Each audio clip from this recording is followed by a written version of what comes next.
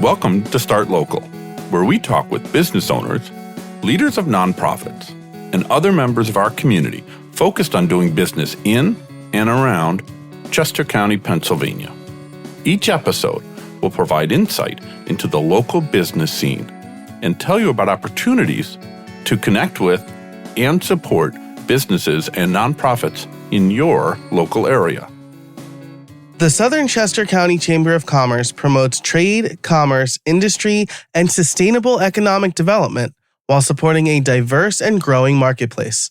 The Chamber is proud to partner with the Start Local podcast to raise the profile of businesses and nonprofits throughout Chester County. Learn more about the Chamber at sccc.com. That's sccc.com.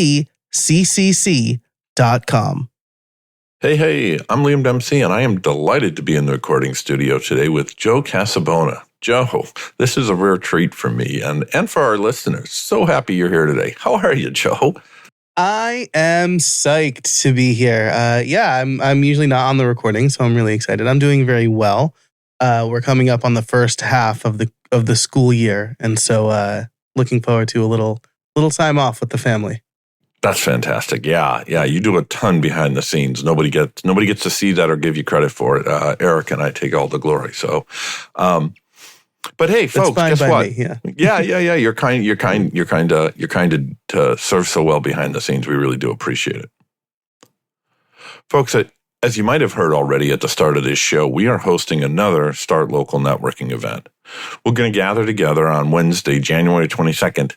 In the new year. That's 2025, folks. And we'll gather, as we have, from 5 to 7. Joe, how cool is the venue? It's super cool. We'll be at the American Helicopter Museum in Westchester. Such a unique place. Sorts of whirly birds across the entire history of rotary wing flight. I'm excited. My children are jealous, so I guess I'm going to have to take them there before or after so that they get to experience it as well. So you may actually take photos on the day. Yeah. Normally I have to kick you and beg you and Eric to take selfies, but you might do it this time. All right. I like that. That's true. We're so in the moment, Liam, that I always forget to pull my phone out. Yeah, that's what it is. Folks, just like our previous event, it's absolutely going to be free, but you do have to register. So head over to our website at startlocal.co and click on the register button at the top of every page. You can't miss it. We're real excited about this. Our last few events have been amazing. And this is a new venue, a unique spin, no pun intended, maybe a little intended. So we're looking forward to seeing you all there. Today, we're going to welcome Christy Campli. She's the owner of Growing Roots, an events management company that runs local community events and farmers markets. Welcome, Christy. Hey, guys. Thanks for having me. Thanks for coming on the show. Welcome. Real excited to talk to you today. Yeah, me too. I'm excited. Well, let's get into it. As I opened, you're the owner of Growing Roots. We know that you run a bunch of local events and farmers markets, really a ton. I was really surprised at how many you're able to pull off. But we're gonna take this in a little bit of turns, just try to keep ourselves organized. So we're going to start with the farmers markets. And just to give our listeners a bit of context and the like, can you tell us where and when folks can shop at a farmers market that you run? Yeah, we run 3 weekly year-round farmers markets in Chester County. So we're in a bit of a time change right now because we're heading into the winter season. So times right now are different than they will be during the regular season, just as a disclaimer. But we're in Eagleview Town Center, which is in Exton, on every Thursday from 3 to 5 p.m. Then we're in Downingtown in Kerr Park every Saturday from 9 a.m. to noon. And then we're in Malvern in Burke Park every Saturday from 9 a.m. to noon. And that is through kind of the third week of December. So we don't have any markets after Christmas. And then we kick back in January with a more abbreviated schedule. So we go down to twice a month schedule for each market. And you can find all that information on our website and our newsletter. Awesome. Thank you. We are walking distance to the Downingtown one, so we love going there every few Saturdays. Now, we read on your website that you're focused on supporting small scale local food and craft businesses. Shop local is an ethos that appeals to us. So what about those small local businesses appeals to you? Yeah, I guess you could say I was kind of born into it. I'm the daughter of entrepreneurs. So my family has had a small business on King Street in Malvern for over 30 years. My dad's a photographer. So that's all I've really known is kind of like small business and self-employment. And then in schooling and in college, I got really into like the food scene. Hospitality is my background, restaurants, and then started to be really interested in where my food was coming from, learning more about local food systems, kind of awakened me to the importance of local food and farmers markets. So kind of dove in there, and then kind of became immersed in this world and understanding, how important it is to support our local makers because it supports our local economy. The economic impact is, really reaching these people that are making and growing our food and our goods and our gifts and anything that we're purchasing. And I think that's really important to, support people that you can talk to them about the product that they're making or growing, and get to know them and their product and feel like comfortable with kind of consuming something that where it comes from, that it's made with integrity, and most importantly, like making new friends and meeting, creating community with the people that are kind of in your local economy, I think is really important. Yeah. And I think for me, it's like it's like a knee jerk. It's just like my life now. So it's almost hard to explain why it's important because, I'm very privileged to have this, but I just, it's not even an option for me in some cases to shop another way. So I think it's interesting to see that trajectory now, kind of 6 to 8 years in of like, I can't even conceptualize what my life would be like if not for, being surrounded by kind of shopping with local farmers and producers. And that's just kind of my life personally and professionally now.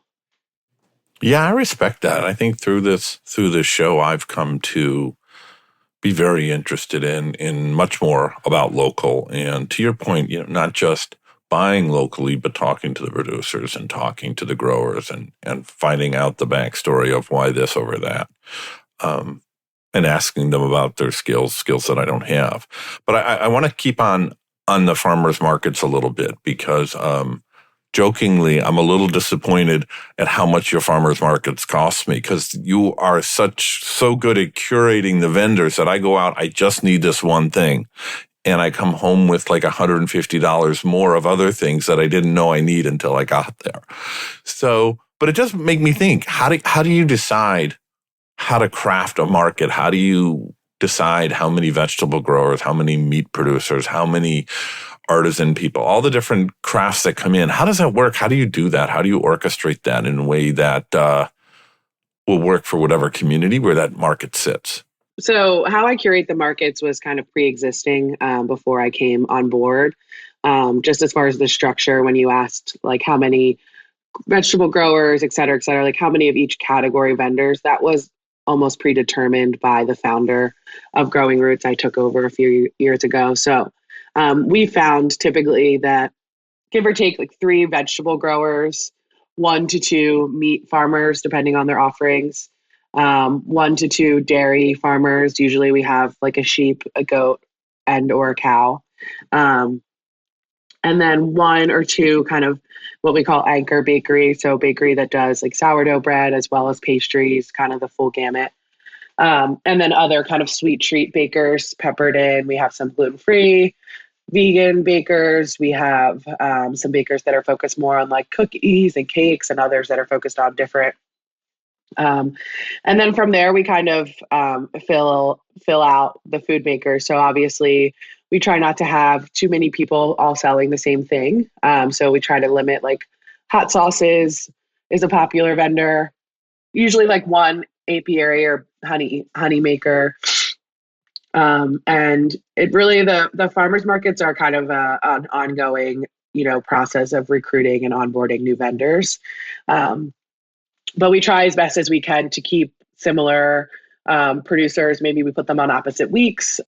It's kind of hard to explain, I think, and it's hard to learn as well. My predecessor was kind of my mentor in the beginning.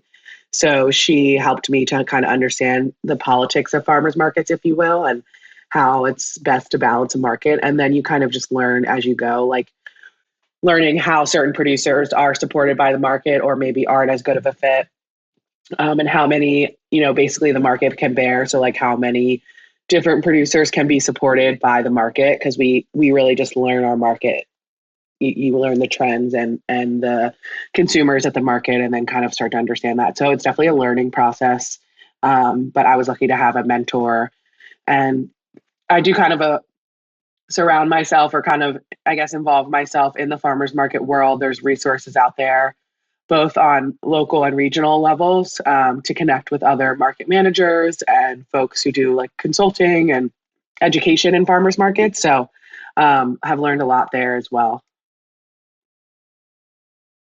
Thanks for sharing that. I have a quick follow-up about that. Something that you mentioned about understanding kind of what the market will tolerate or the market can bear.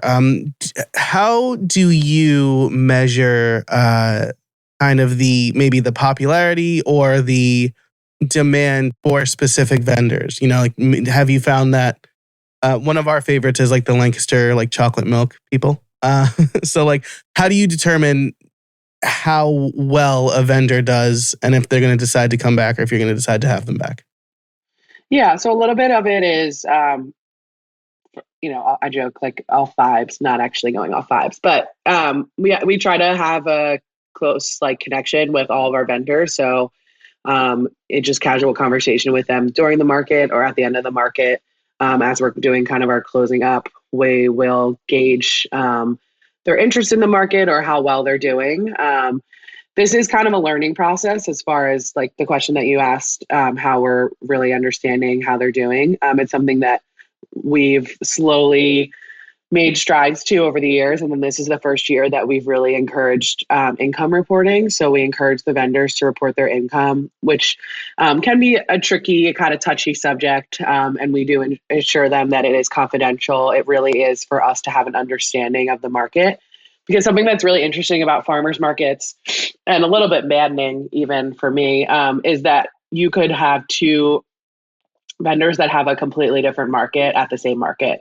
So it depends on who you ask how the market went that day, which it can kind of drive you crazy, because when you think you have a really great market and a lot of shoppers were out, that doesn't necessarily translate to everyone. And so it's really important to see how different vendors are faring at the market. And we can see that best with income reporting. Another standard across farmers markets is to count shoppers with like an old-fashioned clicker counter, which is also difficult if your market doesn't have an entrance and an exit, which of course none of ours do. They're very like flowed into the parks and the communities, which like I love, but isn't, from a metric standpoint is not very functional.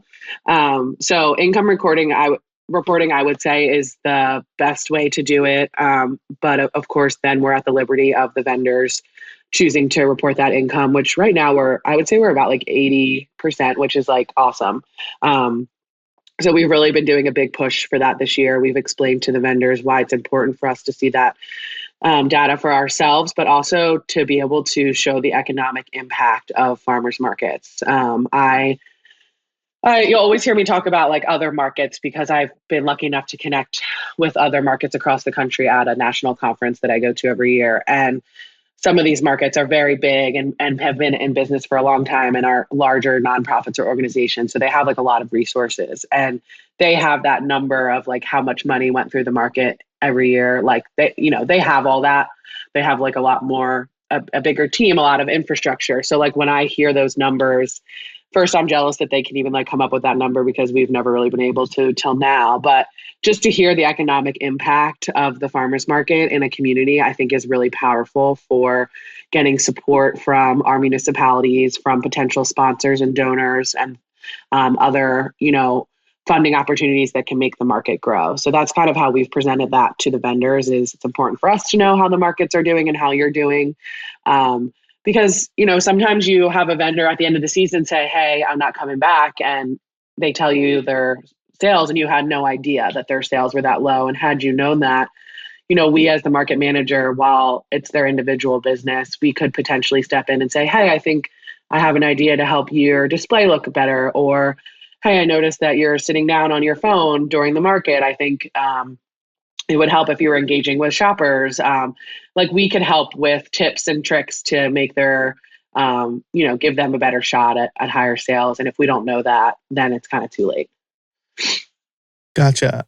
Thank you for that. And on that same token, maybe real quick, you can give us a rundown on how you make money from these markets as to kind of close out the farmers market segment of this episode.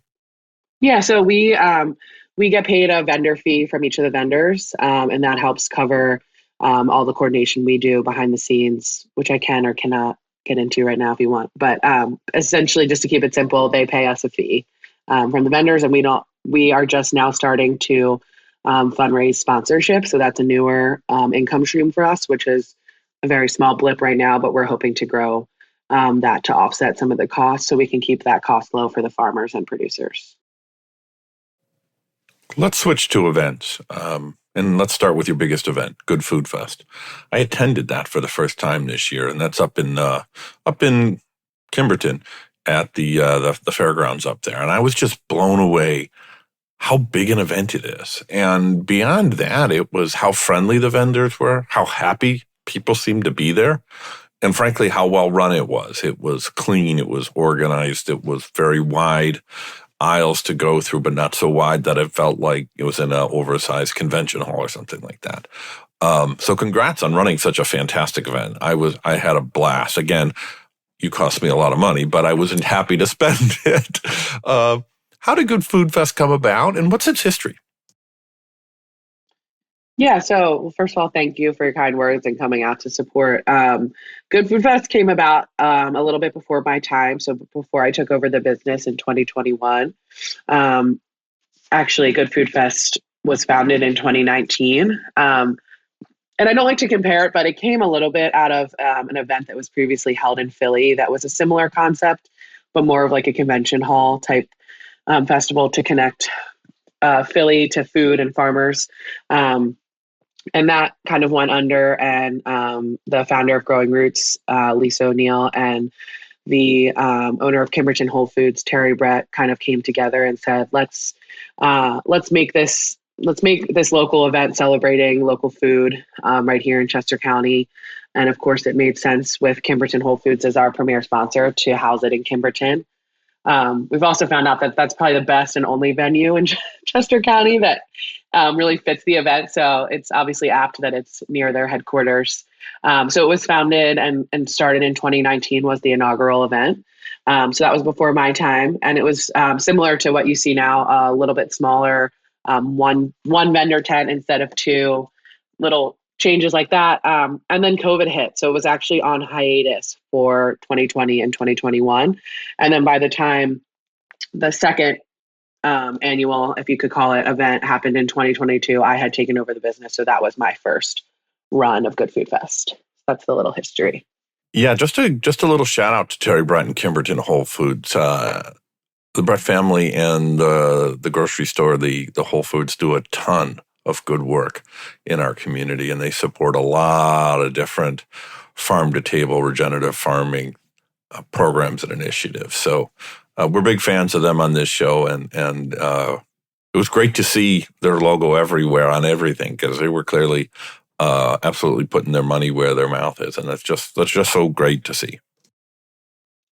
Yeah, I want to echo that really quickly. You kind of took the words out of my mouth, but we at Growing Roots are just like so grateful for Kimberton now as a partner, but also as a friend. They've become kind of part of our small community. And if I could encourage anyone to support a local business, Kimberton Whole Foods is definitely putting their money where their mouth is and walking the walk. So.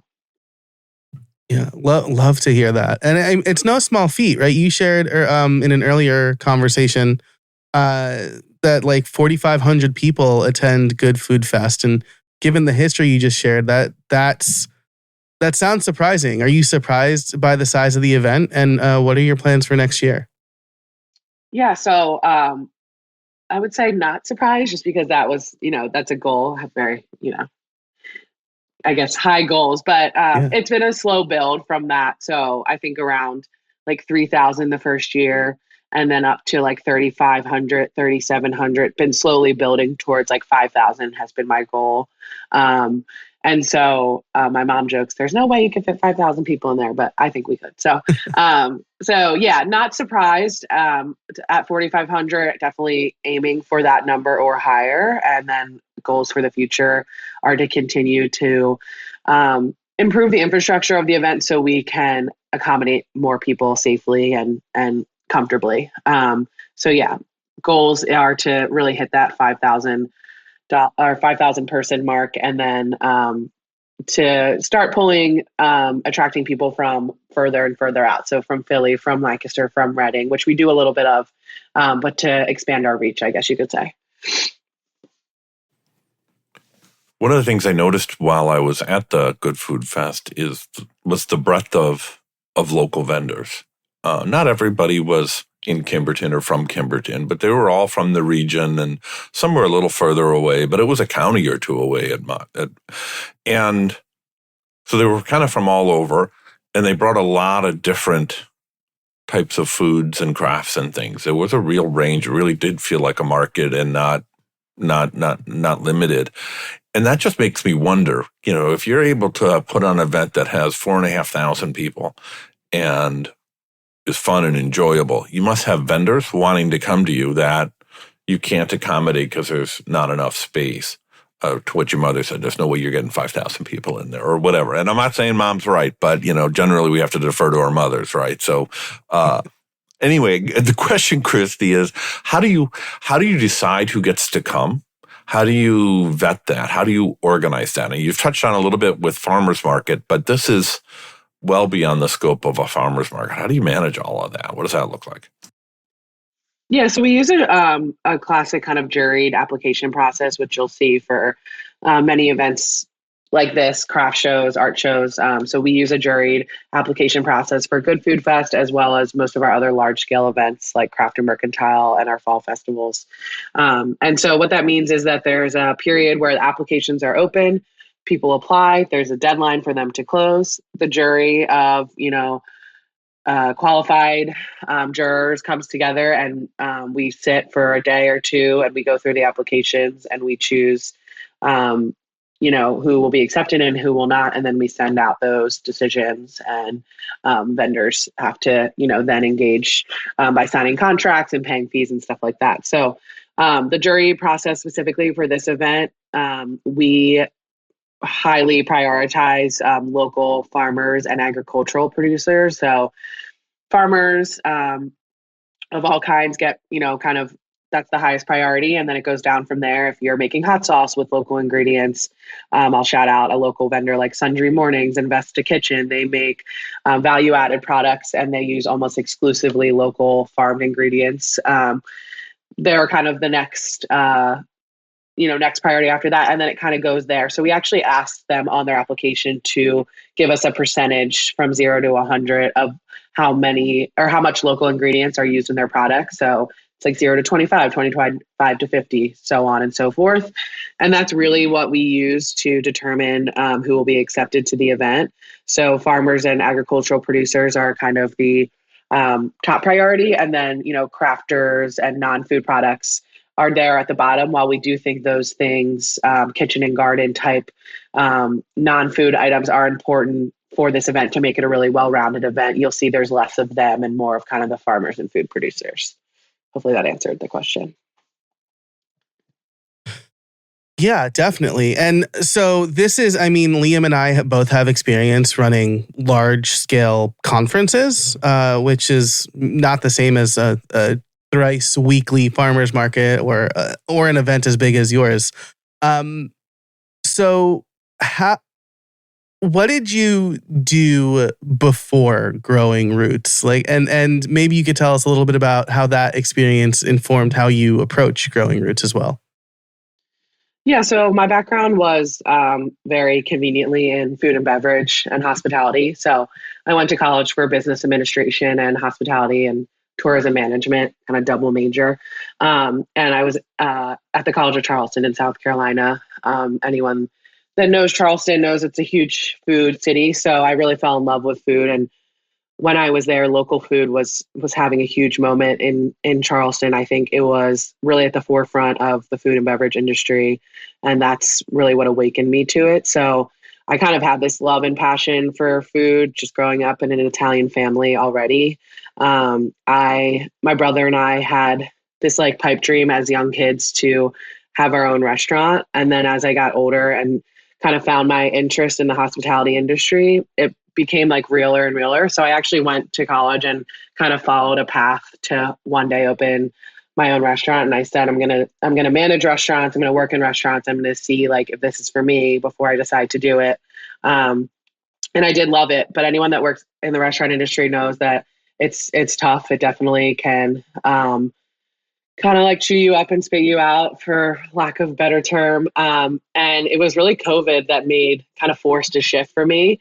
I was lucky enough to manage two farmer owned restaurants, one right here in Chester County at Rybrook Farm. So then fell even more kind of in love with local food and became more immersed. And that was really my first experience managing a restaurant. And that was still is a 300 plus acre sustainable farm raising local beef and pork, whole animal butchery. And then there was a restaurant on site. And then I kind of continued on with my restaurant manager career. And when COVID hit, ended up moving. I had been in Charleston at the time, moving back home here.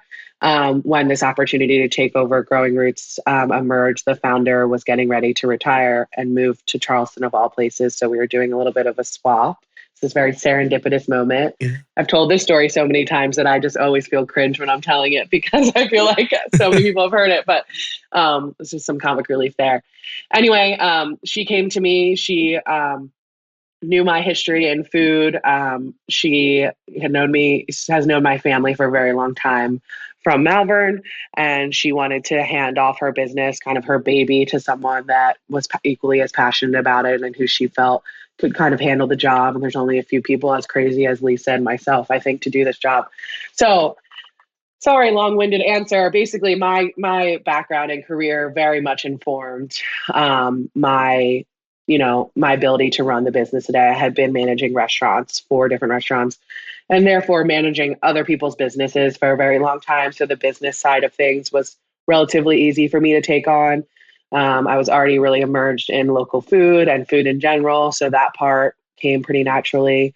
So it did feel like kind of this serendipitous, fateful opportunity for me. I was already really personally passionate about local food, and this kind of gave me a platform to, get that message out to more people on a wider scale, and also to support the people, making and growing that food, which was really important and exciting for me. So it was, I think, as seamless as a process could be of starting your own business, basically, which can be very difficult, but I feel like I definitely had a few legs up already, which is nice. Awesome. We started with farmers markets. Let's jump into community events that you run. And you run a lot. I'm going to list them briefly, but folks listening, we will put links to all of this in detail over on the show notes on startlocal.co.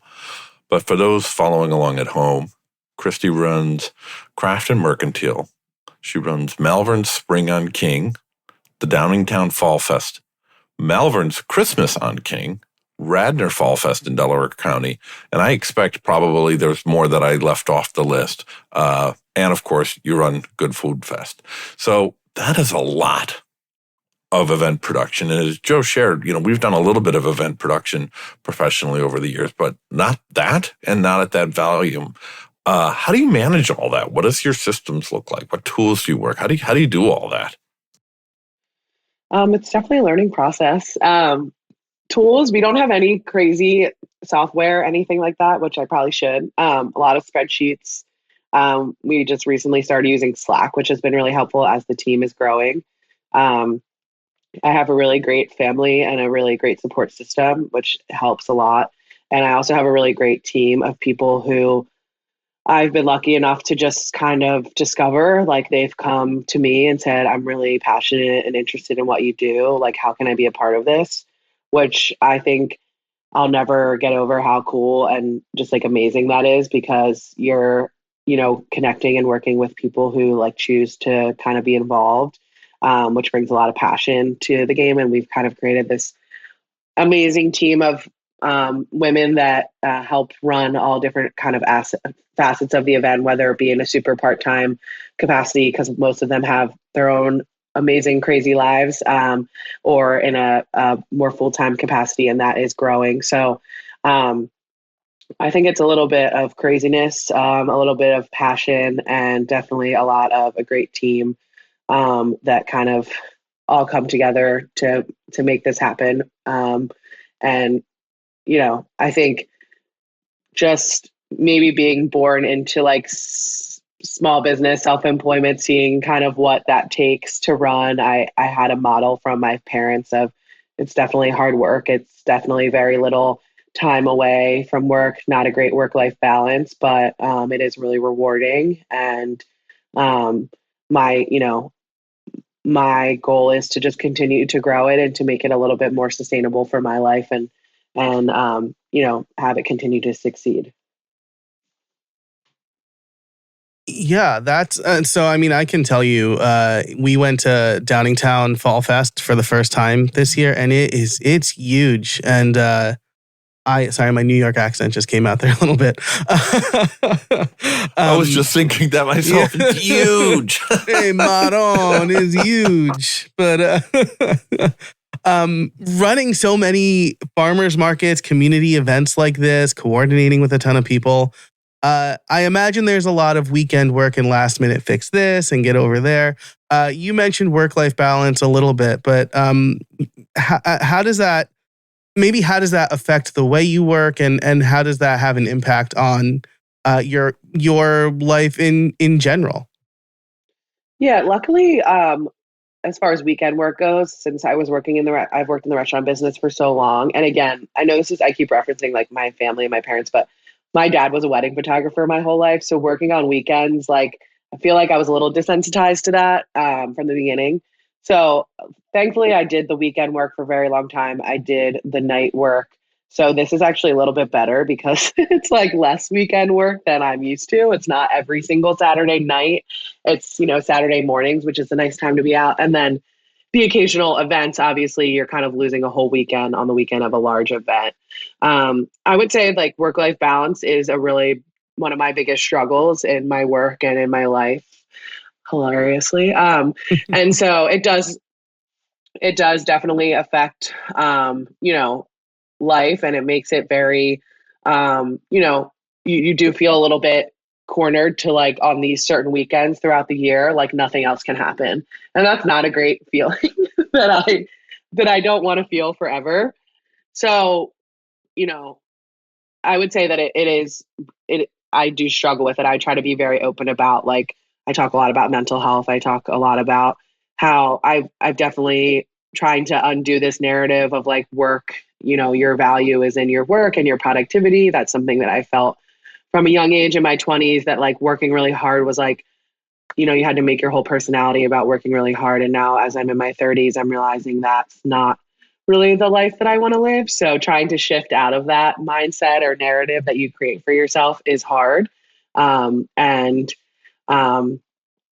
Just to state the elephant in the room, I'm very sick right now this week. And I'm really lucky that most of my events, almost all of my events were over. And then the next morning I woke up sick. So there's not a lot of flexibility when you're sick or when there's a family emergency or something like that to be able to get away. And so that's the scary part, I would say, of self-employment, is just like if you don't work or you take vacation or you're just not feeling good that day, it's really just making your life a little bit harder for future you, which I don't love that part of it. That's one part of it that I definitely really struggle with. So try not to get too negative here, but I would say like to spin that, like that is what I'm working towards right now. Like my goal is to create more freedom for my life. I probably shouldn't say this on a podcast, but I'm not hugely motivated by money. I need enough money to live, but I am more motivated by like freedom to live my life.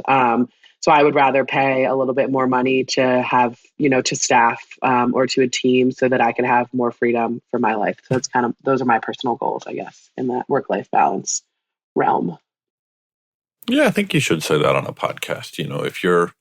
If you're committed to that ethos, then standing by it, absolutely. And Joe talks a lot about this on some of his other podcasts about helping parents, helping families find that work-life balance as solo entrepreneurs. So it's tricky. It's tricky, right? You don't work.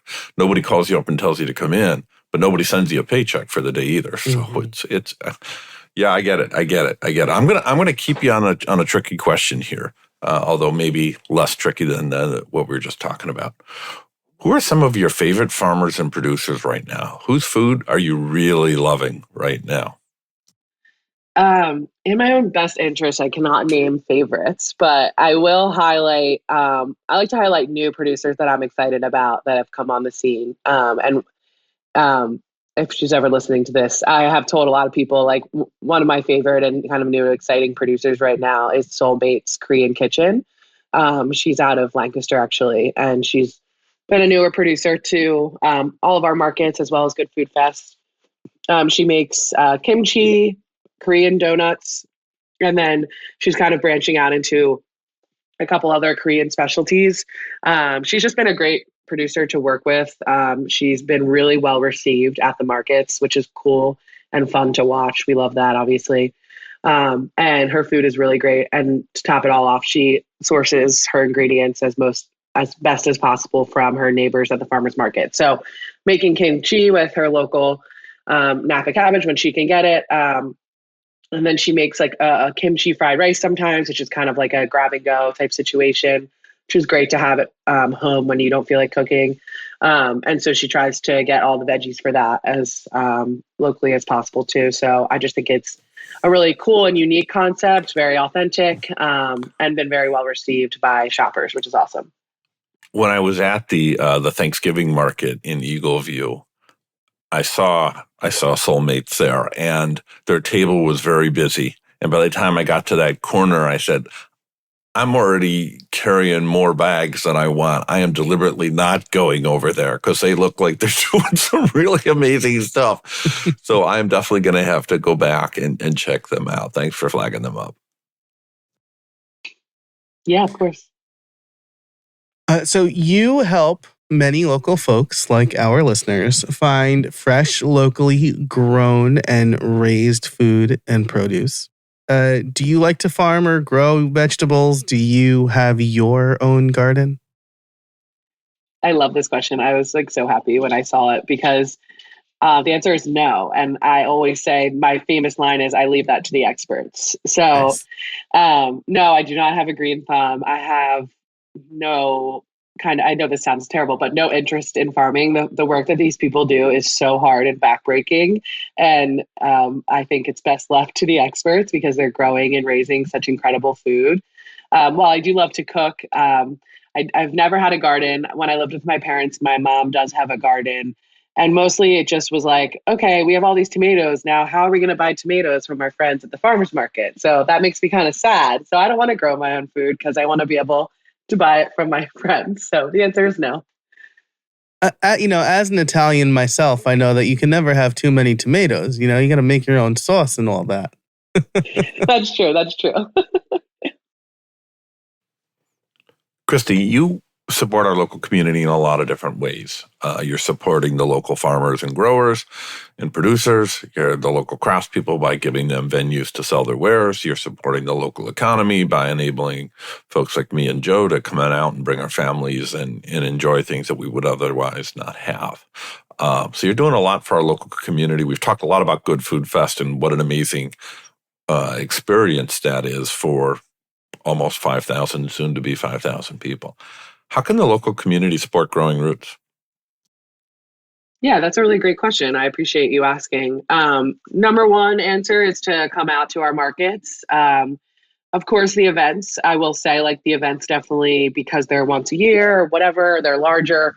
We don't really have a hard time getting people out to those events. They're plenty packed, but don't forget that we're there every week. Our farmers and producers show up every week. Wind, rain, shine, sometimes even snow. especially as we head into the winter, I'll say my famous line that, winter vegetables still grow here in Pennsylvania. And so we are out there year round. So come out to the farmers markets. The more shoppers we get to the farmers markets, the more we can grow them. We can bring in more vendors. You can see more variety. But don't forget, in this world of kind of convenience and DoorDash, that we still have that opportunity to connect with your community and to find local and awesome food and goods every week here in Chester County in 3 locations. So that's number one always. And number two, just a little bit of a plug is we are, heavily recruiting corporate sponsorship this year in order to help our markets grow and to help our staff earn a livable wage and to make this organization run a little bit more smoothly. So if if your people like local food, if they like community, if they like, supporting sustainability, our people and your people might be the same people. Or if you want to align your company with, local community sustainability, most people are really happy to hear or go to a farmer's market.